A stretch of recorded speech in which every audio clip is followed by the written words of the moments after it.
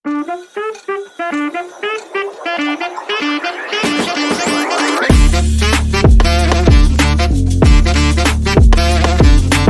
Sobat IPIM, selamat datang kembali di podcast Indo Premier Investment Management atau yang lebih dikenal dengan IPIM.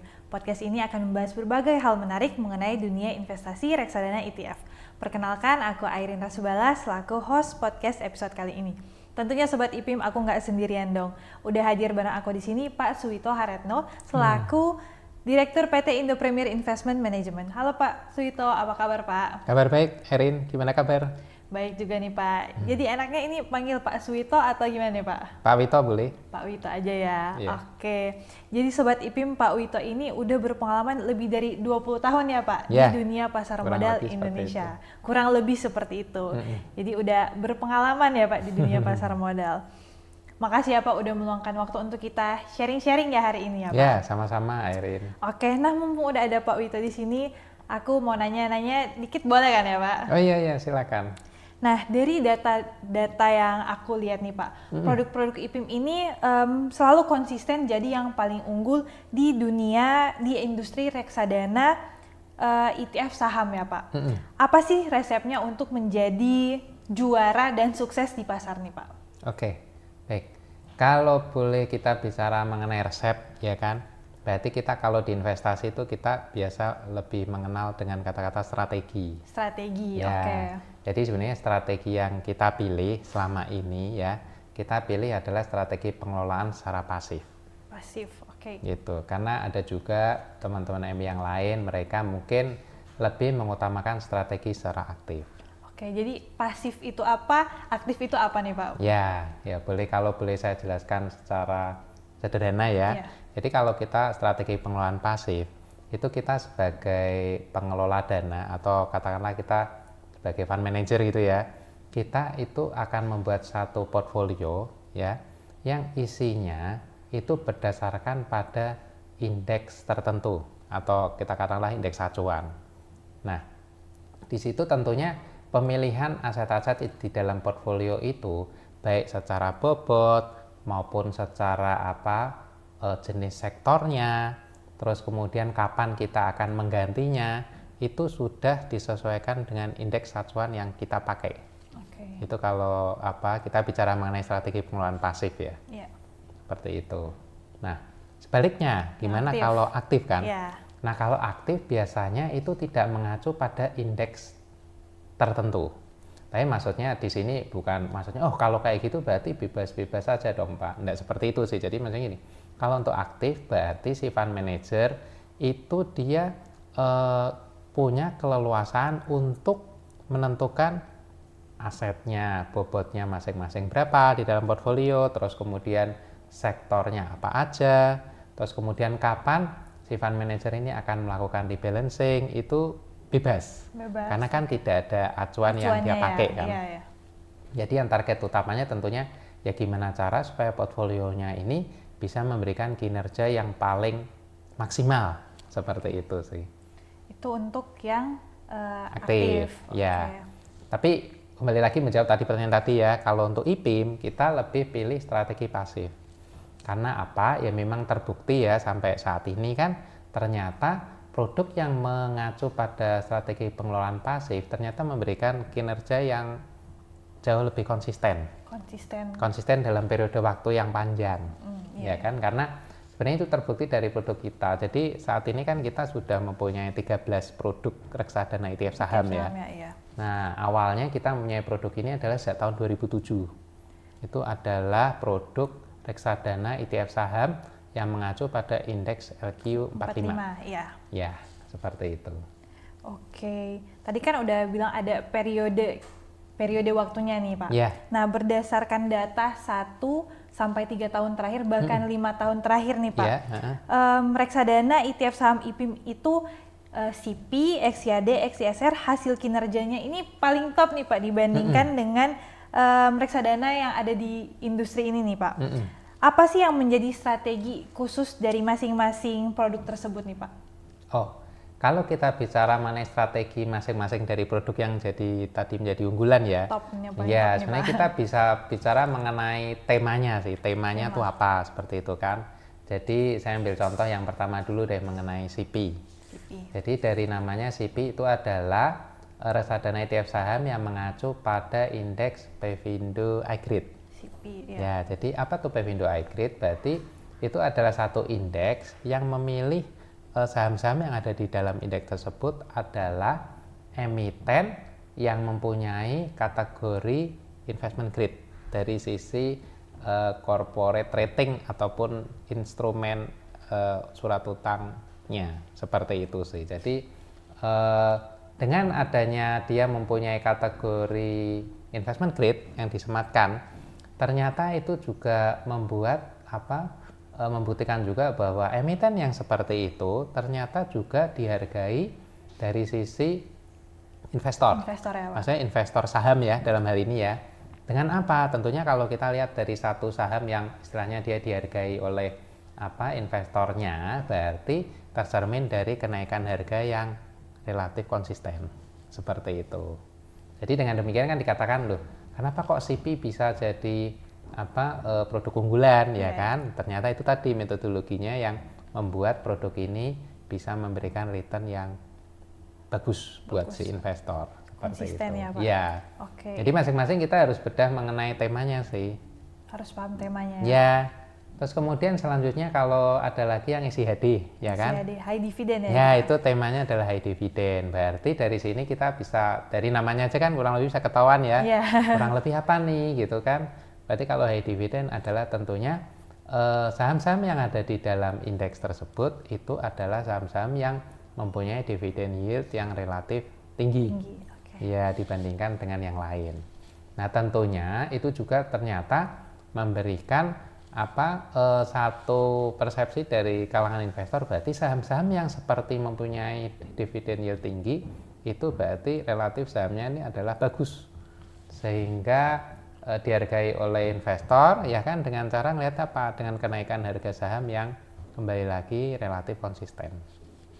Oke, itu tadi CP, XCHD. Ya, nah, betul. Yang terakhir itu XCSR ada ya, XCSR. Nah, XCSR ini menarik juga karena dia temanya adalah dia kan untuk produknya mengacu kepada indeks yang terkait dengan ESG.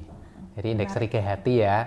Jadi kita tahu bersama nih Sobat IPIM. Jadi kalau misalkan kalau kayak sekarang kan tema investasi yang menjadi tren saat ini adalah perihal ESG, ya kan, dimana satu perusahaan tentunya di dalam dia menjalankan bisnisnya itu memperhatikan faktor mengenai lingkungan, terus kemudian mengenai sosial dan juga untuk tata kelolanya.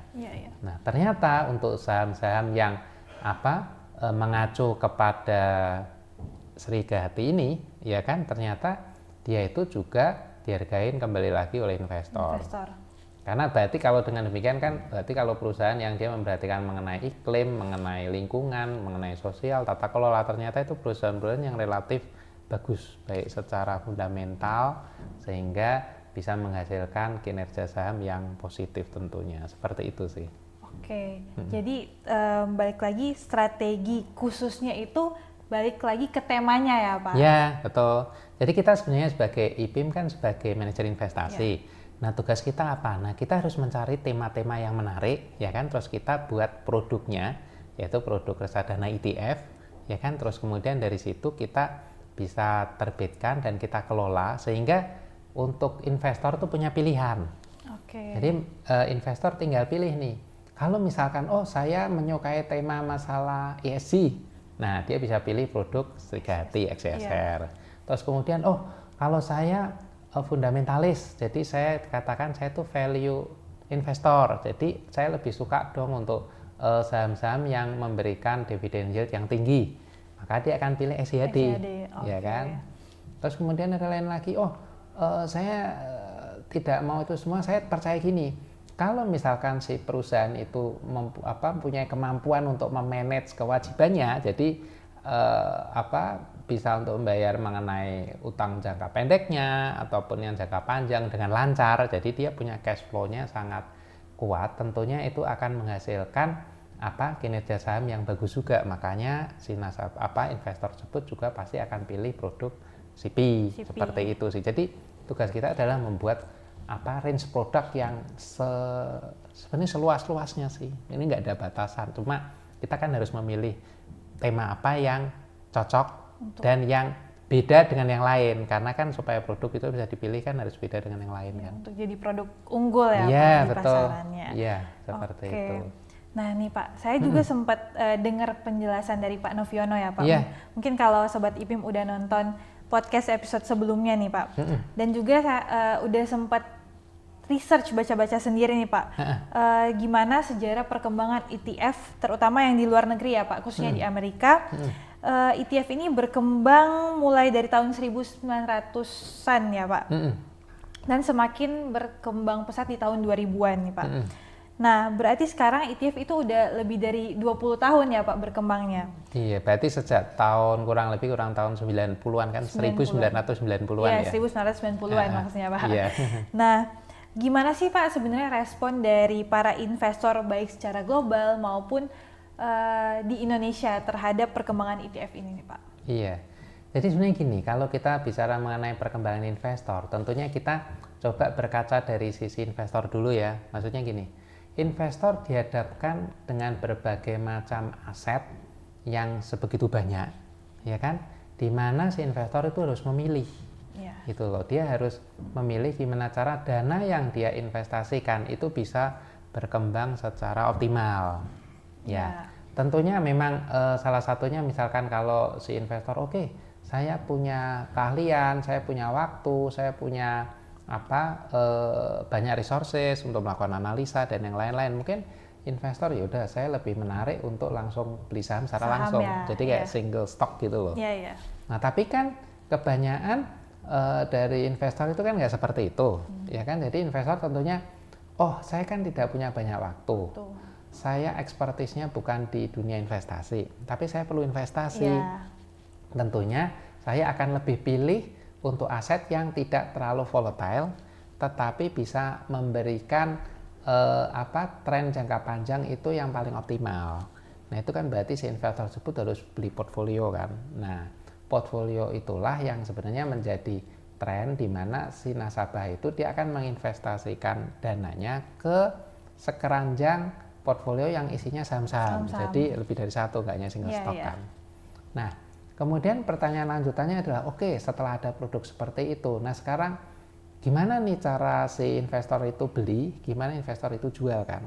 Nah, itulah yang terakhir tentunya dengan perkembangan teknologi terkini kan dijembatani dengan adanya produk ETF. Jadi produk portfolio, tapi bisa si nasabah untuk mengaksesnya belanja ataupun menjualnya itu adalah melalui fitur ETF. Nah, sebenarnya kalau kita lihat hal seperti ini, tentunya kita bisa, sebelum kita lihat data ya, kita bisa mengira-ngira nih. Tentunya kalau ada produk seperti ini, kan berarti harusnya menjadi booming ya. Terus kemudian suatu saat, kita nggak tahu kapan ya kan, berarti pilihan nasabah untuk membeli produk investasi pasti mereka akan cari produk yang jenis ETF, kan seperti itu kan. Nah, ternyata itu juga didukung oleh data terakhir, ya kan.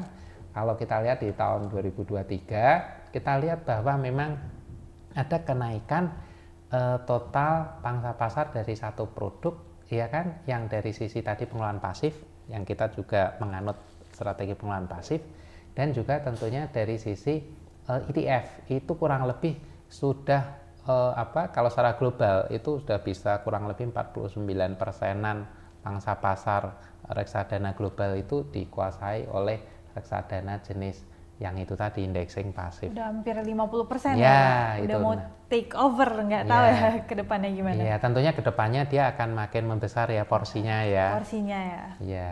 Nah, terus kemudian kan itu kalau global. Nah, gimana dengan kita kan di domestik kan? Ya, kita memang IPIM memang sebagai pelopor ya untuk reksadana ETF pasif.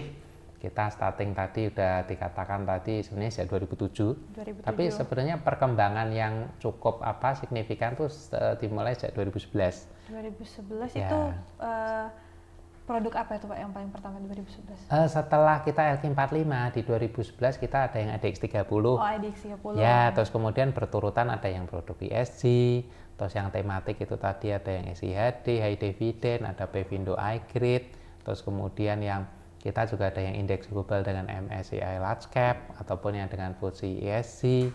Jadi kita variatifnya cukup banyak sih. Kita banyak terbitkan produk-produk ETF baru seperti Setelah itu.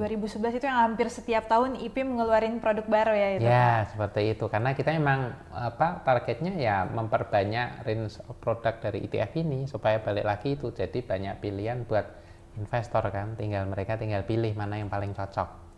Nah, itu perkembangannya juga sebetulnya cukup menggembirakan dan sebetulnya ya saya percaya sih sebenarnya kedepannya ini akan jauh lebih cepat lagi kan. Karena seperti ini, kalau kita bicara mengenai produk investasi, itu waktu itu sebenarnya meter. Maksudnya kita perlu historisnya tuh yang kinerjanya yang terjadi seperti apa. Walaupun kita tahu ya, Airin juga tahu juga kan kalau untuk produk reksadana kita selalu berpatokan ya Sobat IPIM bahwa kinerja masa lalu kan tidak menjamin kinerja masa depan. Tapi sebenarnya kita bisa jadi patokan nih. Kalau ada satu produk yang sebetulnya kinerjanya itu konsisten mengikuti pasar, berarti ini adalah produk yang benar. Benar dalam artian pengelolaannya tidak bias, tidak banyak distraksi dari misalkan pengaruh terhadap tergantung moodnya fund manager. Ya, atau itu sudah tidak ada lagi seperti itu. Jadi maksudnya kalau misalkan market naik, otomatis kan kita pengen produk kita juga naik positif ya kan. Ya kalau marketnya lagi sedang turun ya produknya kalau turun ya turunnya jangan terlalu dalam juga kan.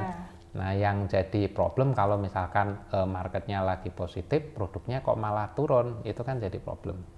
Nah ternyata itu bisa terjawab dengan produk yang reksadana ETF yang pengelolaannya pasif. Iya, jadi ya saya percaya sih sebenarnya kedepannya ini bakal jadi tren yang menggembirakan ya kan, dan tentunya itu bakal bisa menjadi pilihan utama dari seluruh investor untuk memenuhi kebutuhan investasinya. Oke, kalau misalnya sobat-sobat IPIM pengen tahu lebih lanjut soal produk-produk IPIM ini bisa langsung ke websitenya IPIM ya Pak? Ya, kita langsung Sobat IPIM bisa akses deh ke websitenya kami ya, websitenya kita ya. Atau nggak di media sosialnya kita juga ada ya websitenya. Betul. Oke, nah dari tadi kita udah banyak bahas soal ETF, soal IPIM. Pertanyaan tadi juga jadi pertanyaan terakhir nih Pak untuk sharing-sharing kita di hari ini nih Pak. Makasih banyak udah meluangkan waktunya untuk kita sharing-sharing. Makasih juga Sobat IPIM yang udah mendengarkan podcast ini dari awal hingga akhir. Semoga insight-insight dari Pak Wito ini bisa bermanfaat untuk kita. Sampai jumpa di episode selanjutnya. Bye. Terima kasih.